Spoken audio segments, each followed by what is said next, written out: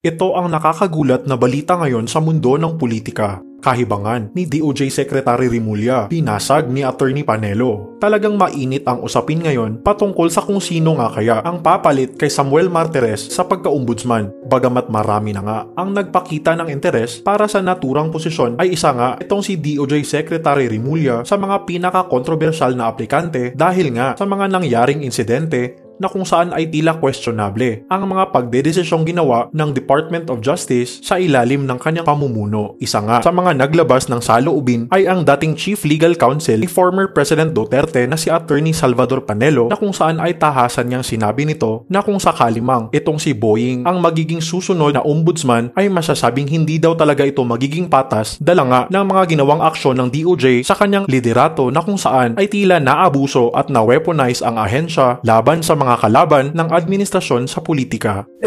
Demonstrates na hindi siya magiging patas. Kapag ipinakita yan nung mga kaso nila Bantag, Tebes, Tibuloy, at yung kay Ko, Presidente Duterte, nakita ron na kahit na wala pang preliminary investigation, hinusgahan na. Kailangan ang ombudsman niya, kagaya ni Sammy Martires, na hindi mo mabibili, hindi mo pag-iusapan, hindi mo matatakot. Kung anong batas, yun ang batas.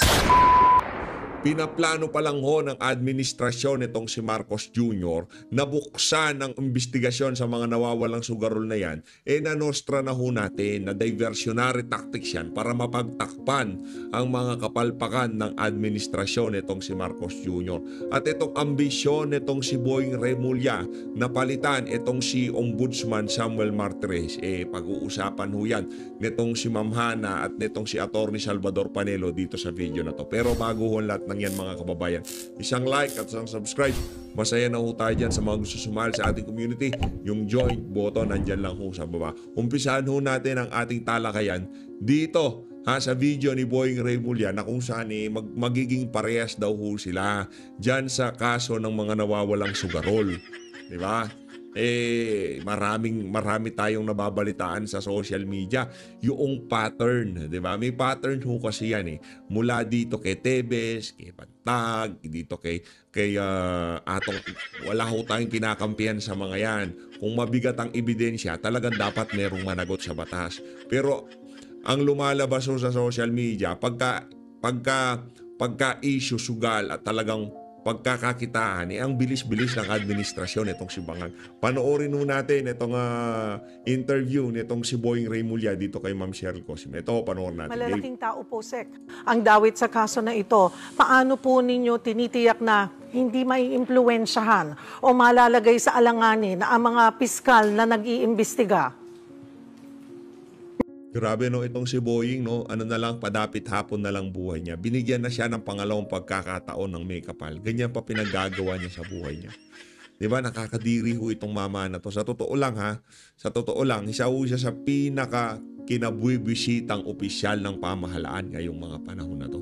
Kahit mapapro Talyanista and Saymada, mga Duterte supporter, mga Dilawan at Pinklawan, diring-diri ho sila dito sa mama na to. Especially doon sa ginawa niya dito kay dating Pangulong Rodrigo Duterte. Hindi naman, alam mo yan, we always take a risk in the jobs that we have. Ito trabaho namin, hindi kami dapat na may mili rito ng mayaman o mahirap. Basta't may sala, dapat inuusig namin yan. Kaya, sanay naman kami na mailagay naman sa danger, sa kapahamakan, sa landas ng kapahamakan. Kasi kasama po yan sa trabaho namin dito sa Department of Justice. Narinig na rin po namin sa inyo na abot hanggang hudikatura yung galamay ng mga nasa likod ng missing Sabongeros. Ayan ang lumalabas, ayan ang amin lang sinasabi based on what we saw, sa what we heard sa ibang mga hawak namin na recordings tsaka evidences that are being given to us. Ayan ang aming naging conclusion lang. Opo. Nakausap niyo na ho ba si Chief Justice Esmundo tungkol dito? Yes, I sent word already. At basta alam na nila itong pinag-uusapan. ninyo tinitiyak? Ayun na nga mga kababayan, ganyan ho talaga, no? Napakarami ho kasing nangyayari ngayon sa ating bansa. Hindi naman mayat-maya pwedeng si BP Sara yung patakit nila. Lalong-lalo na, hindi nyo ba napapansin, tinaon ho yan sa panahon ng tag-ulan. Anong letter na ho ba nung bagyong dumating? Letter B pa lang ho yun. Madami-dami pa hong bagyong dadaan sa Pilipinas. Marami sa ating mga kababayan maghahanap ng ng flood control, hanapin ng pamahalaan, bakit hindi nyo ginagawa ito, bakit hindi nyo ginagawa yan. Ang isasalpak sa tenga, sa mata ng ating mga kababayan ng administrasyon na to, ang mga nawawalang sugarol na yan. Pansinin nyo mga kababayan, pagka merong papasok na barko, naku, may development na. Japan tutulong sa paghahanap sa mga nawawalang katawan noong mga nawawalang sabungero, di ba? Yan, ganyan ho yung mga headline yan. Naka-ready na ho yan Kumbaga, execute na lang nila. Yan, pagka merong issue medyo malaki-laki, sabihin natin na nag-uumpisa na ang recovery, search and recovery para dito sa mga nawawalang sugarol na to. Ganyan ho yan mga kababayan. Pero wag ho nating hayaan na mawala ho tayo sa focus. Focus lang tayo sa goal. Ang goal dito magtrabaho ng maayos ang administrasyon. Hindi para siraan o pabagsakin hindi ho yun ang goal natin dito sa PH Update. Ang goal natin sana makita natin na nagtatrabaho ang administrasyon ni Bangag para talaga sa sambayan ng Pilipino. Yun ang atin dito, manawagan na galingan nila ang kanilang mga trabaho. Hindi para patalsakin. After 2 years, bababa na rin yan. Ba't patatalsikin, di ba? Makakita pa yan ng butas para, di ba, kasuhan yung mga kritiko nila, yung pinapatalsik kami o dinidestabilize ang pamahalaan, kabalbalan. Hintayin na lang ho natin ang 2028, saka natin nasulpak itong si Vice President Sara Duterte at itong si Senator Christopher Bongo. Kung ayaw nitong si Senator Christopher Bongo, nandyan naman ho itong si Senator Dante Marcoleta. Panoorin ho natin ang paghimay nitong si Atty. Salvador Panelo at nitong si Ma'am Hana sa mga issue ngayon sa ating bansa. Panoorin ho natin mga kababayan. Are they going to commit the same mistake na nagkaroon ng suicide sa political career ng ibang mga colleagues nila sa Kamara? What do you think, Attorney Sal? Well, kung titignan mo ako sa isayan ng ating bansa, parang politicians never learn the lessons na Ouch! Kaya hindi ako magtataka na parin nila, kita mo yung sa House of Representatives, ang pinaka-unpopular na speaker sa kasaysayan ng House of Representatives ay itong present o yung nakaupong dati, si Martin. Pero kita mo yung support niya, nasa ilan ba? 200 plus ang bumoto ulit sa kanya. Kumbaga, papanatilihin nila. Parang they will be pushing to the limits yung pasensya ng taong bayan. Susubukan pa rin nila. Ewan ko itong si Presidente Marcos Jr. Kung nakita niya na ang mga, sabi ko nga, yung mga araw nila ay bilang na. Sana, alam mo ba, ang hindi alam ni Presidente Marcos. Nako, choppy ka, Attorney. Choppy ka. The leaders of the world na pagbigyan ng enlightenment. Kasi kagaya yung nangyayari sa mga tigbahan niya. Isang tao lang ang nagdi-decide yan. Isang tao lang sa isang bansa. At sa kabila, sisirain ng buong mundo sa desisyon nila. Ganun din dito sa Pilipinas. Isang tao lamang ang nagdi-desisyon kung kakaroon tayo ng development o isa na namang political upheaval.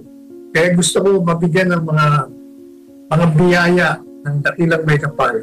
Ang mga namumuno sa atin na kung maaari magbago na po kayo, huwag na po natin ulitin ang kasaysayan na palagi tayong nagpapalit ng pamahalaan na hindi pa natatapos ang termino.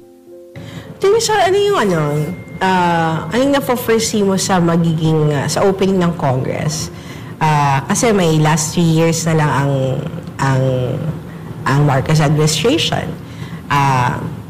Bumaba ang kanyang trust and approval ratings, Sa tingin mo, Attorney Sal, lame duck na ba si BBM? And then, yung mga tao sa Senate and Congress, kanya-kanya na sila ng trabaho na gagawin nila to prepare for the 2028 elections.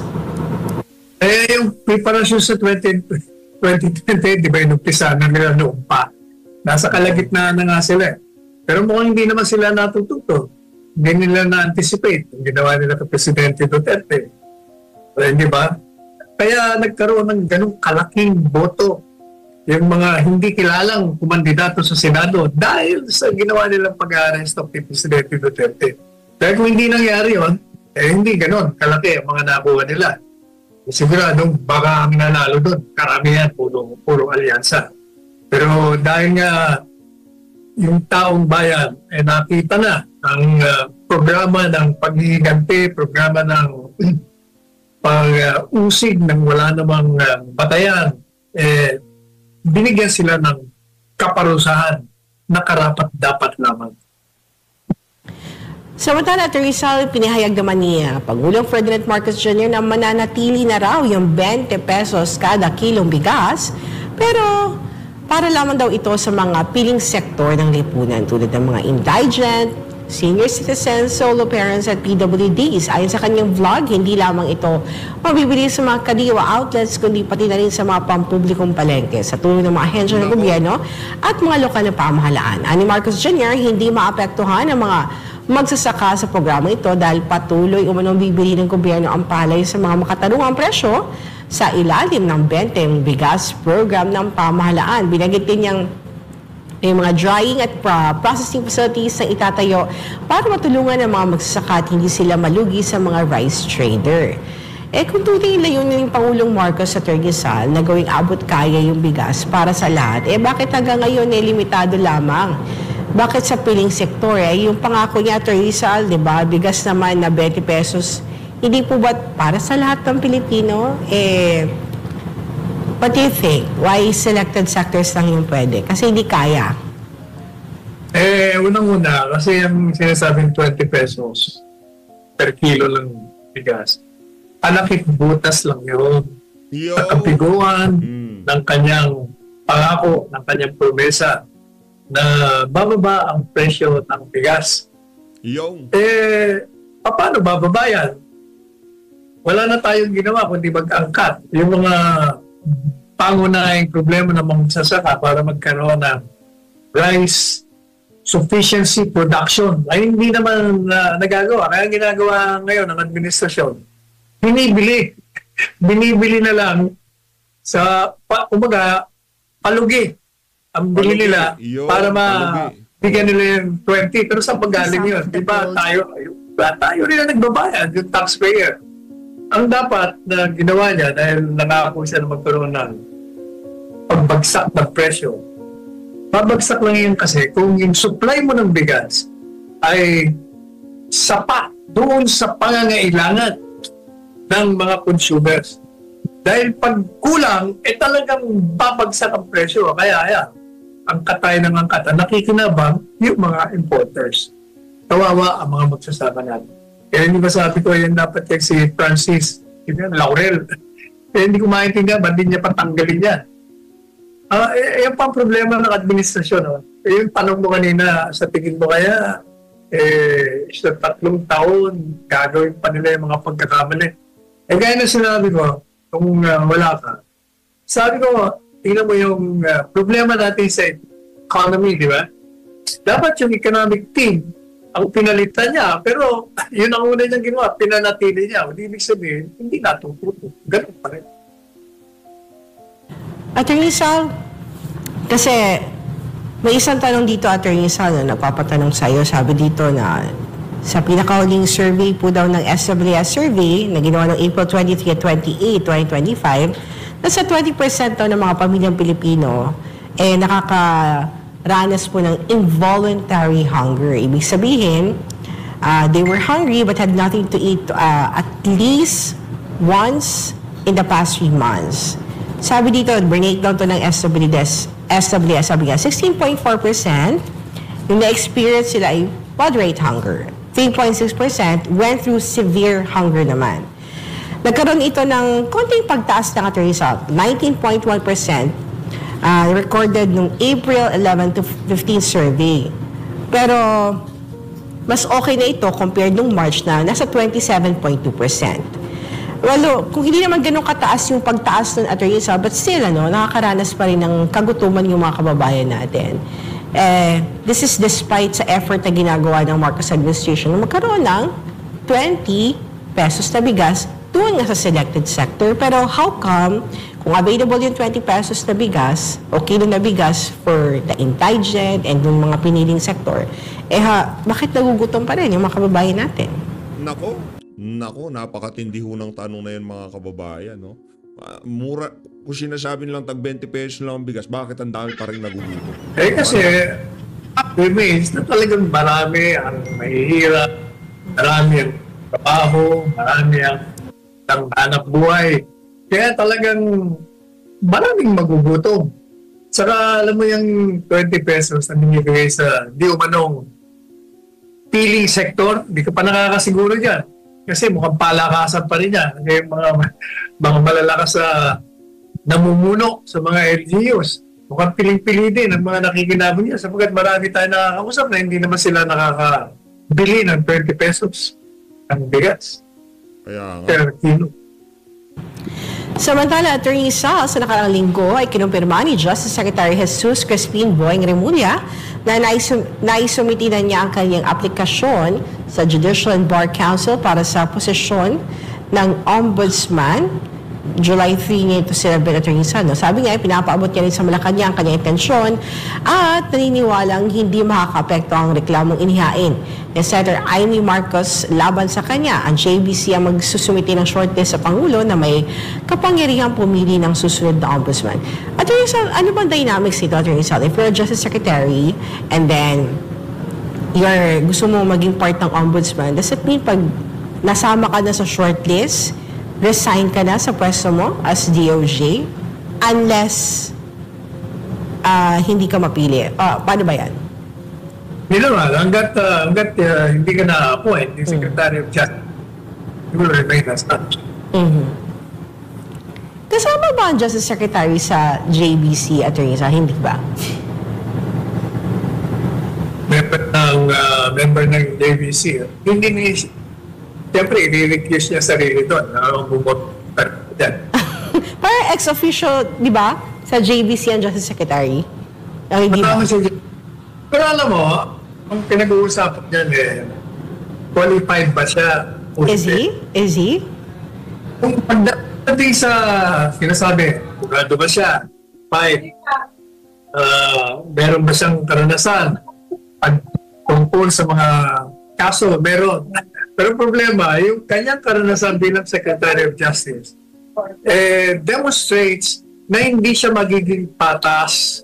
Sapagkat ipinakita yan nung mga kaso nila Bantag, Tebes, Tibuloy, at yung kay Presidente Duterte. Nakita ron na kahit na wala pang preliminary investigation, hinusgahan na.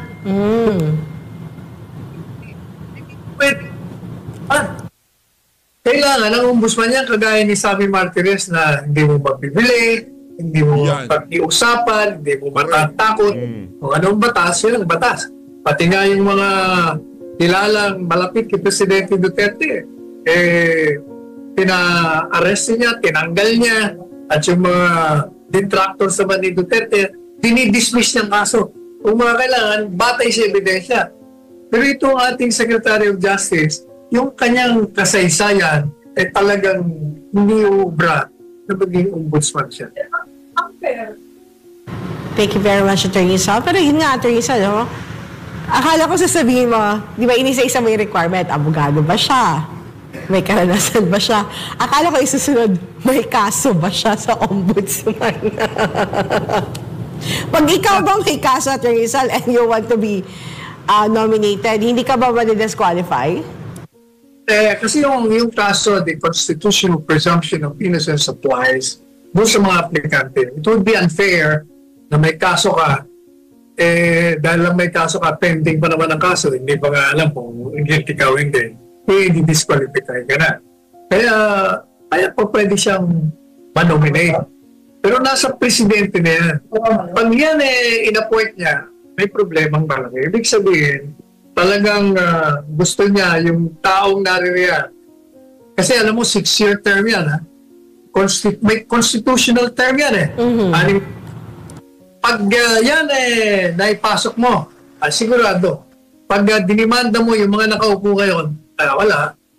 Katakot-takot na dismissal ang mangyayari dyan. Kakampi. Ayun, dito muna tayo kay Atty. Vic Rodriguez. Maraming nagre-request. Madami na daw live tong si Atty. Bakit di pa daw natin nagagawa ng reaction video? Ito na mga kababayan. Gagawan na natin. Ito ang pinaka-latest niyang ang tawag dito, live dyan sa Tinig Maisog. Panoorin mo natin. Napakalaking grupo po niyan. At yun nga ho, ito ay pinadala rin sa akin ng aking kaibigan na nais kong batiin, si kasamang Chito Fuentes. Pinadala po niya sa akin ito kagabi. At